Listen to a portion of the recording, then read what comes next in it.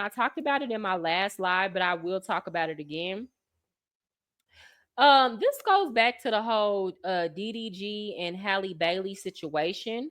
So Blueface tried to warn DDG in 2021 that he was on his way to being a baby daddy. DDG didn't want to listen. Some people don't believe that fat meat is greasy, so you got to show them. Let's get to it.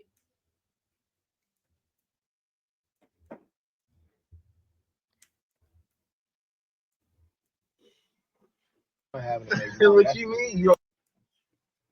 Let me make sure I'm sharing it. Okay, here we go. I'm not gonna have no baby mama, bro. Whoever I have a kid with, she's with me for life. It ain't. I don't care what nobody say. I don't care what nobody. It all starts like that. That's exactly how you think. I'm not. No lie, I done heard so many now baby daddies say that. My baby daddy said that. Sometimes the kid break y'all up. Sometimes the kid be the reason y'all break up. How the kid gonna break me? Nah, the kid gonna break you up because her emotions gonna get to rising. She might feel like she got something to hold against you, so she gonna. I talked about this last time. The kid breaks you up most of the time because there were already problems that existed before the kid. Let's start there. Then as a woman, before you have a kid, all of your love and attention and affection is going to the man. Once you have that baby though, he becomes secondary. I don't want to say an afterthought, but if you are a healthy woman who has attached to your child and the love, like all of your love is like instantly redirected to another human being. So all the problems with the man become magnified, especially if it's a situation where he got you being a single parent within the relationship, where you're doing most of the changing of the diapers. When he acts like you're asking him to babysit just for him watching the kid while you try to go do something else, leaving you alone with the kid while they're out and about with their friends and still living a single life, that will drive a woman to divorce or break up with a man. It's very crucial during that first year, brothers. It really is. Whether or not y'all stay together depends a lot on how you act during that time. It's not necessarily the woman feel like she got something over you. Women genuinely just will get very disgusted with you very quickly. With that said, ladies, I said this during my last live. Y'all gotta stop getting with men with the expectation that they are going to be as nurturing or as mothering as you when you had a baby. You really don't know. You really don't know how a man is gonna act when the baby comes. I don't care who he was before the baby was there. And that's why I say you gotta go into motherhood with the thought process of, I'm having my babies for me, and I'm not going to bite off more than I can chew.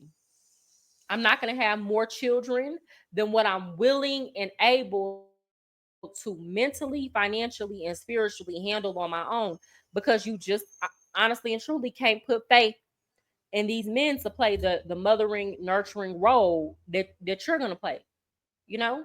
And I it might sound wrong, or y'all might say, oh, well, you shouldn't think that way, or we should expect more from these men. But I'm a realist. It's not about shoulda, coulda, woulda, what men should be doing. It's about what the majority of them are doing. So I have to go by that. That's why I don't knock the child-free movement women. I have a child. I love my child. If I could go back and do it again, I would have her again. But I do not knock child-free women, because when you see situations like this, you know, it makes you empathetic towards that thought process. Different. She might be using the kid to boss you around, to keep tabs on you. And that's what I said in the last live that I talked about this.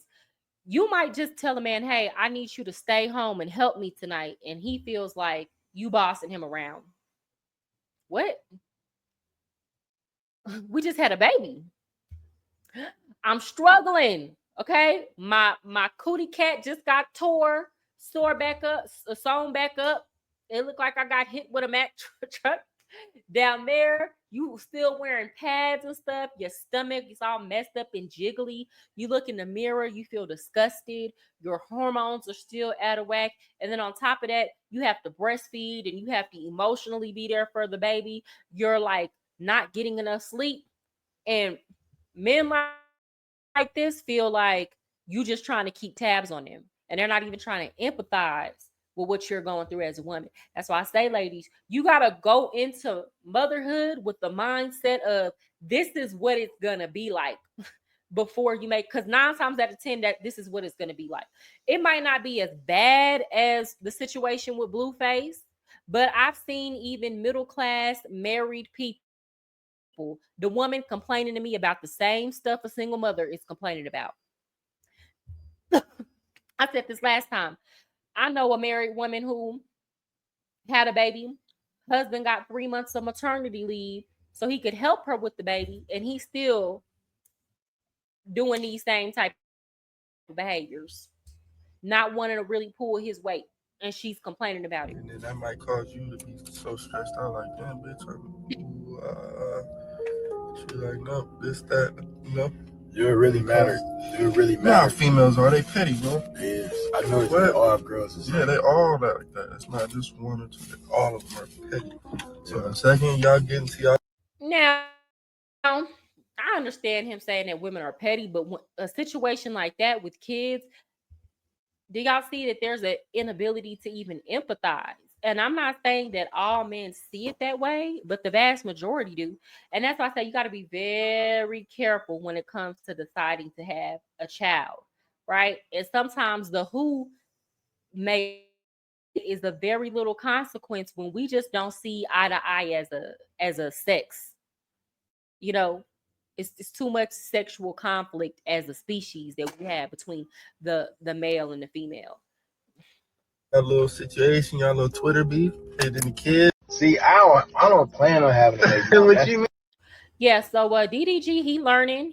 And again, I think he got a lot of growing to do. He's been handling the situation very immaturely, but he cannot say that he was not warned.